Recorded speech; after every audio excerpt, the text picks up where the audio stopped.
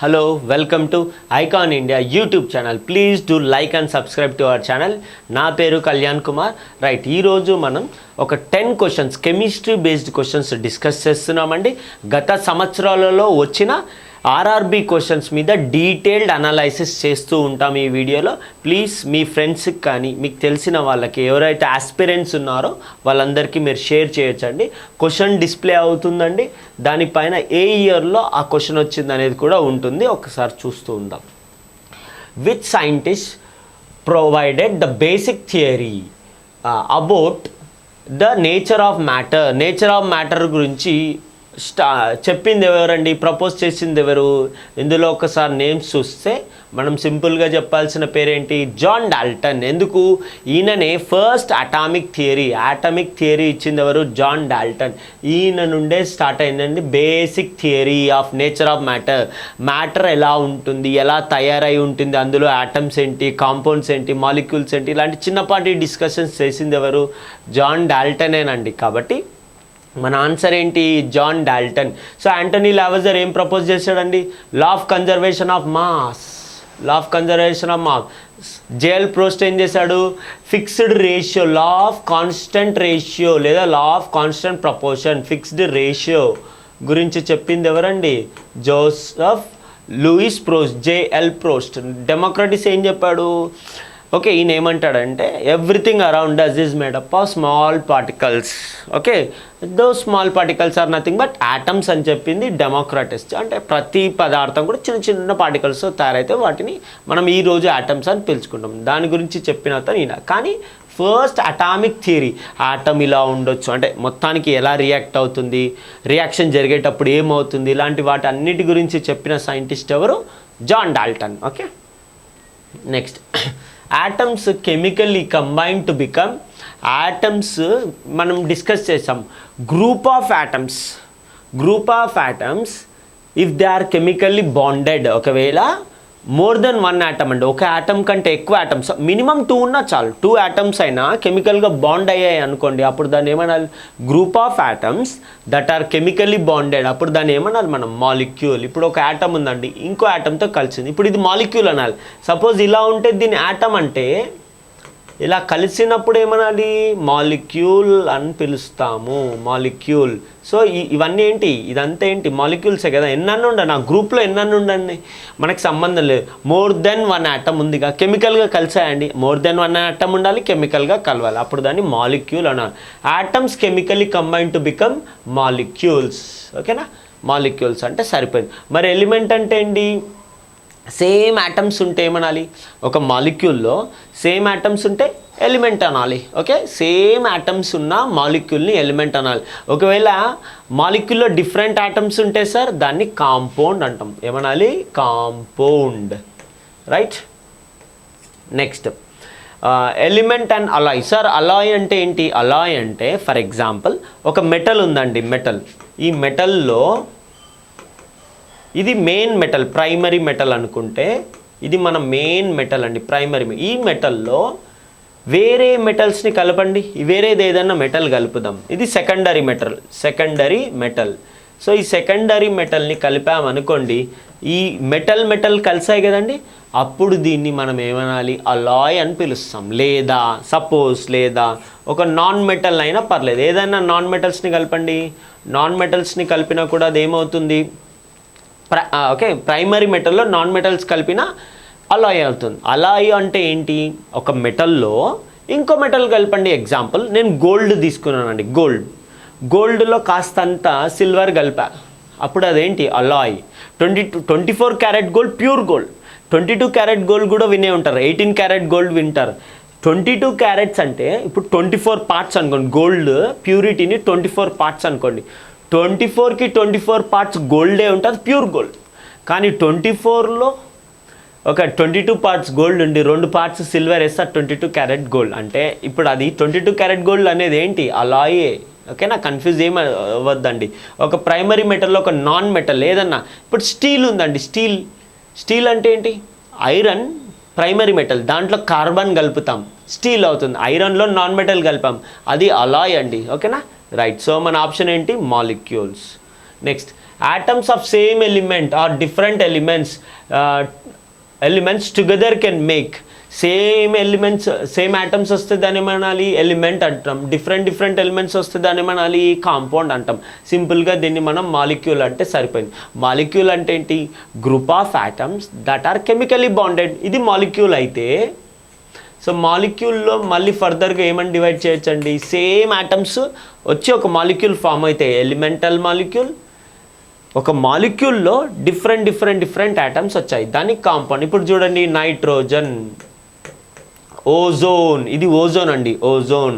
Okay, sulphur, ఇది చూడండి same atom. Sulphur ఎన్ని ఉన్నాయండి? 1 2 3 4 5 6 7 8 ఆటమ్స్ ఉన్నాయి. ఇది ఎలిమెంటల్ మాలిక్యూల్, ఇది కాంపౌండ్ మాలిక్యూల్. ఇప్పుడు చూడండి నేను సల్ఫర్ డైఆక్సైడ్ రాసా.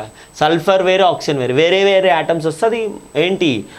కాంపౌండ్. Carbon dioxide, water. ఇలాంటి సింపుల్ ఎగ్జాంపుల్స్ ఇస్తానండి, ఎందుకంటే అందరికీ కెమిస్ట్రీ బ్యాక్గ్రౌండ్ ఉండకపోవచ్చు, అందుకే నేను సింపుల్ ఎగ్జాంపుల్స్ ఇస్తూ ఉంటాను. Fine, is that okay? ఇది compound.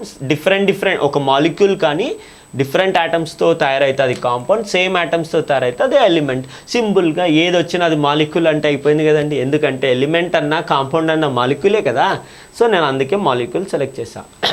How many molecules of water are present in 1 molecule of copper sulphate? So copper sulphate formula అండి, copper sulphate 5 molecules of water. తప్పదండి, కొన్నిటిని మనం ఏం చేయలేము, అది బై హార్ట్ చేయాల్సిందే. ఒక్క కాపర్ సల్ఫేట్ మాలిక్యూల్లో 5 మాలిక్యూల్స్ ఆఫ్ వాటర్ ఉంటాయి. ఇలాంటివి నేర్చుకోవాల్సిందే, మనం ఏం చేయలేమండి, సారీ ఫర్ దట్. కొన్నిటిని మనం బై హార్ట్ చేయాల్సిందే. ఓకే, ఫార్ములాస్ అంతే, ఇది కూడా అంతే. 5 మాలిక్యూల్స్ ఒక కాపర్ సల్ఫేట్లో. దీన్ని బ్లూ విట్రియోల్ కూడా అంటాడండి.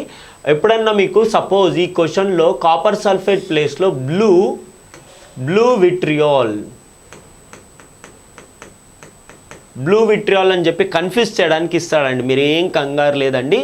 కాపర్ సల్ఫేట్ 5 మాలిక్యూల్స్ ఆఫ్ వాటర్ని మనం బ్లూ విట్రియాల్ అంటుంటాము. దానికి ఇంకొక పేరు, కంగారు వద్దండి, కూల్గా ట్రై చేయండి. Right, in calcium oxide the ratio of calcium and oxygen by mass. ఇది కూడా మనం వెయిట్స్ బై హార్ట్ చేయాలండి. కాల్షియం ఆక్సైడ్ ఉంది కదండి, కాల్షియం వెయిట్ ఎంత అండి? 40. ఇవి నేర్చుకోవాలి. ఎలా sir? Hydrogen, helium, lithium, beryllium అని కౌంట్ చేస్తూ ఉంటే కాల్షియం అటామిక్ నెంబర్ 20, దీని నెంబర్ 20 డబుల్ చేయండి, వెయిట్ వస్తుంది 22 × 40. కాల్షియం ఒక్క calcium atom weight 40. Oxygen weight ఎంత? 16. దీని నెంబర్ ఎంత అండి? Actually oxygen number 8, hydrogen, helium, lithium, beryllium, boron, carbon, nitrogen. Oxygen number 8 కదా, దాన్ని డబుల్ చేయండి 16. అలాగే కాల్షియం నెంబర్ ఎంత? 20. నేను ఇందాక కౌంట్ చేసా అలా. Calcium number 20, 22 × 40. ట్రై చేయండి, ఎంతో అంత ట్రై చేయాలి. ఇప్పుడు క్యాన్సలేషన్ చేద్దామండి. 4 టేబుల్, 4 10 × 40, 4 4 × 16. ఇంకా వస్తుందిగా 2 టేబుల్లో, 2 2 × 4, 2 5 × 10. So what is our ratio? 5:2. So మన రేషియో ఏమవుతుందండి? 5:2 మన ఆన్సర్ అండి. Next, hydrogen and oxygen are present in water. అవును, by dash proportion of mass. బరువు ప్రకారం చెప్పండి. వాటర్లో హైడ్రోజన్ బరువు, ఆక్సిజన్ బరువు రేషియో అని చెప్పండి. ఇప్పుడు సపోజ్ ఒక్క హైడ్రోజన్ ఆటమ్ ఉందండి, 1 హైడ్రోజన్ వెయిట్ ఈజ్ 1. ఒక ఆక్సిజన్ వెయిట్ ఎంత? 8. దాని నెంబర్ 8, దాని మాస్ 16. ఇప్పుడు చూడండి, ఒక హైడ్రోజన్ వెయిట్ 1 అయితే 2 హైడ్రోజన్ వెయిట్స్ ఒకదాని వెయిట్ 1 అయితే రెండిటి వెయిట్ 2 అవుతుంది. 2 ఒక ఆక్సిజన్ వెయిట్ ఎంత అండి? 16. క్యాన్సిల్ చేయడానికి వస్తుంది కదా. సో ఏ టేబుల్ అండి? 2 table. 2 1 × 2 8 so 1:8 is our option. Okay, అర్థమవుతుందండి. కొన్ని వెయిట్స్ మనం తప్పదండి నేర్చుకోవాల్సిందే కెమిస్ట్రీలో, అటామిక్ వెయిట్స్ అని చెప్పేసి. అట్లీస్ట్ ఒక 30 ఎలిమెంట్స్ వెయిట్స్ మీరు అందరూ please try to go through, బాగా చదువుతూ ఉండండి. Next, the mass of N2 and H2 in ammonia is always in the ratio of. Ammonia అన్నాడండి ఇక్కడ. అమోనియా ఫార్ములా ఏంటండి? NH3. అమోనియా ఫార్ములాలో, ఈ ఫార్ములాలో రేషియో ఎలా ఉందండి? ఇక్కడ చూడండి, ఒక్క నైట్రోజన్ వెయిట్ ఎంత? First of all nitrogen number ఎంత? 7. దాని డబుల్ చేయండి, 7 × 14, నైట్రోజన్ వెయిట్ 14.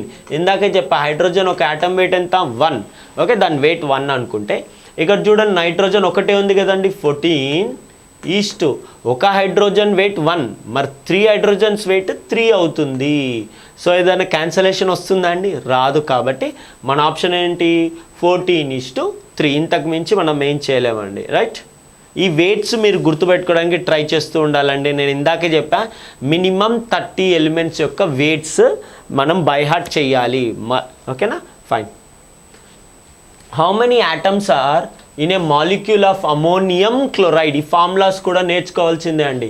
అమోనియం క్లోరైడ్ ఉంది కదండి, దీని ఫార్ములా ఏంటి? First of all ammonium chloride formula రాద్దాం.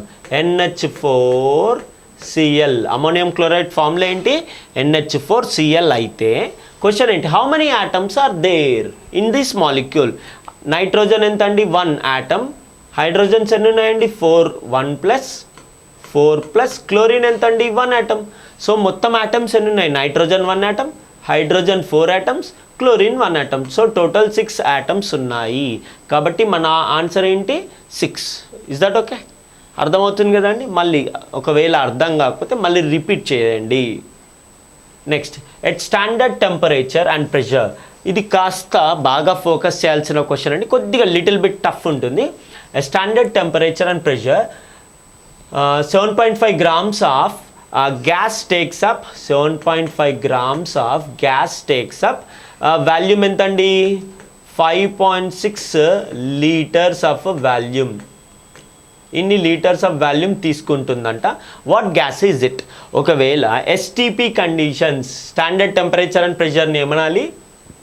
STP అని పిలుస్తాం. STP దగ్గర అంటే ఆ వాతావరణంలో స్టాండర్డ్ టెంపరేచర్ ఎంతండి?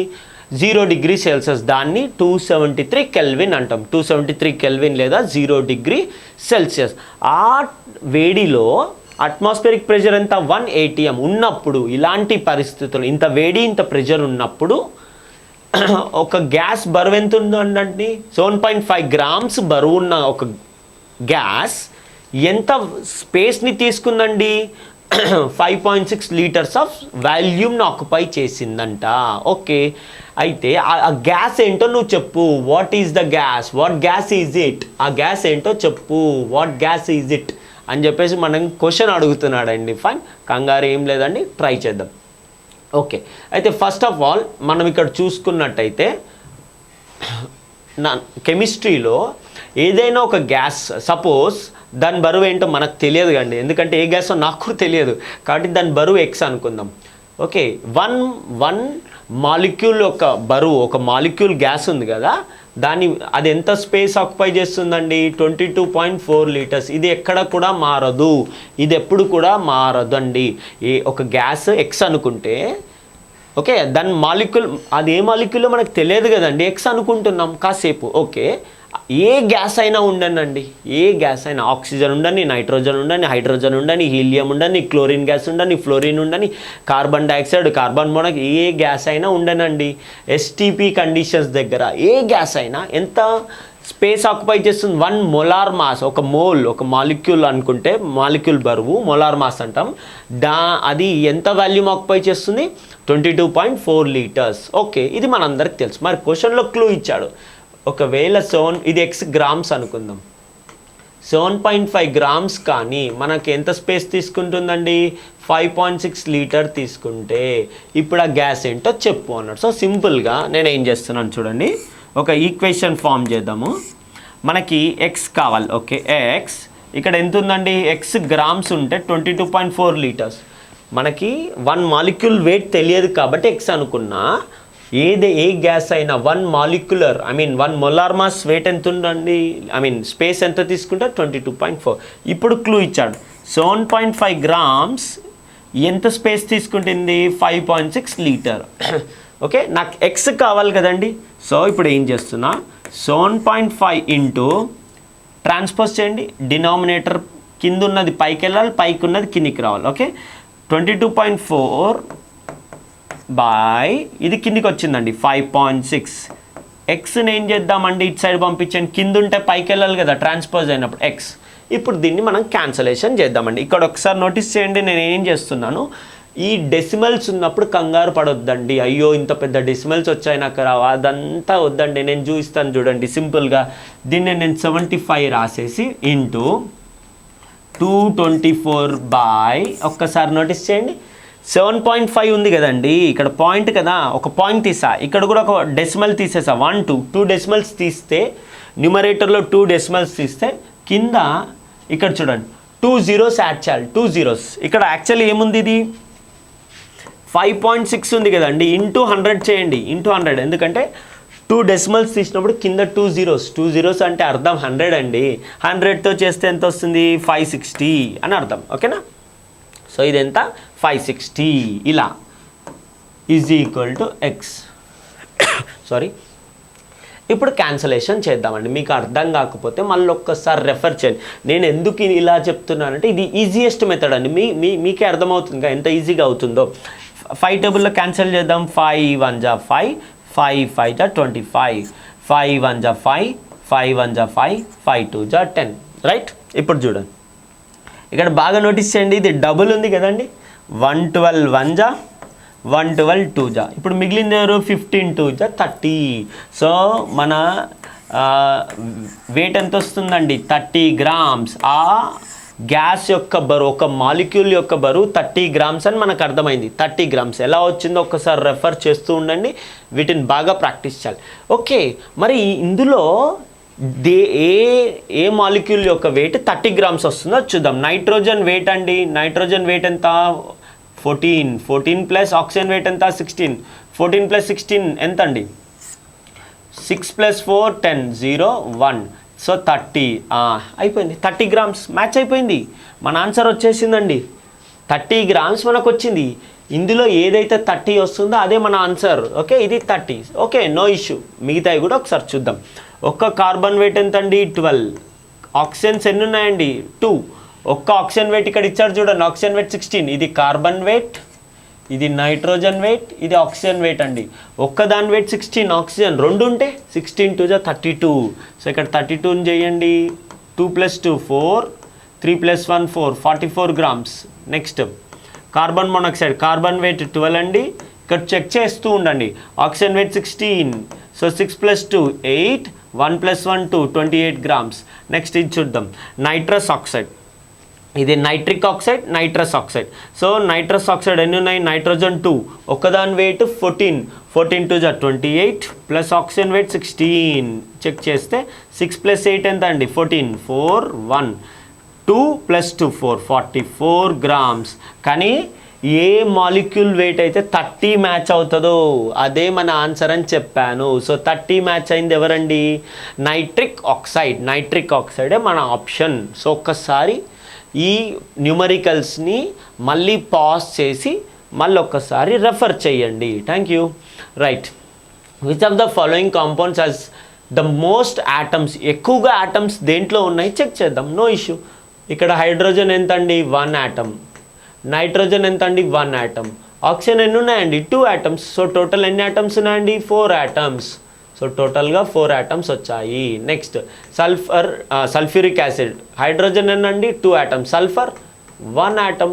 Oxygen 4 atoms. సో టోటల్ ఎంత అండి, 7 atoms. Next carbon dioxide, carbon ఎంత అండి, 1 atom. ఆక్సిజన్ ఎంత అండి, 2 atoms. సో టోటల్ ఎన్ని atoms వచ్చాయండి, 3 atoms. ఇది 7 అండి, 3 atoms. ఇది ఇక్కడ కాల్షియం హైడ్రాక్సైడ్, కాల్షియం ఆటం ఎంత అండి, 1 atom ప్లస్ ఈ 2 ఉంది కదండి సబ్స్క్రిప్ట్, రెండింటికి వస్తుందండి. ఈ 2 ఆక్సిజన్కి వస్తుంది, ఈ 2 హైడ్రోజన్కి కూడా వస్తుంది, కంగారు ఏమీ లేదండి. ఆక్సిజన్ ఎంత అండి, 2, హైడ్రోజన్ ఎంత అండి, 2. సో టోటల్ ఎన్ని ఆటమ్స్ వచ్చాయి, 5 atoms. రైట్, ఇప్పుడు క్వశ్చన్ చూద్దాం.